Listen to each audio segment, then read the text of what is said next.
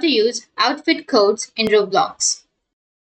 So if you want to use the outfit codes in Roblox, then first you need to open up your Roblox application, or you can also go with your browser. So I'll be here with my browser. So open up your Chrome and then go with any browser that you are comfortable with and go with roblox.com and make sure to log into your account. Once you're logged in, now you just need to simply go with the marketplace option, which is here on the upper left. Click on marketplace, and here you can simply choose any outfit. So for example, I'll be choosing this one. Once you've chosen, now here on the upper side of the search, you will have roblox.com/catalog/ something like ID, right? So what you need to do is simply go with the new search, and under your new search, you need to go with roblox.com/catalog and then copy the ID which is right here and go with the side slash and then paste the ID right here. Once you've pasted, you just need to simply hit the enter, and that's it. You will get the outfit code. So this is a code for this outfit. In this way, you'll be able to use the outfit codes in Roblox. And if you have any questions, feel free to comment below. Thanks for watching.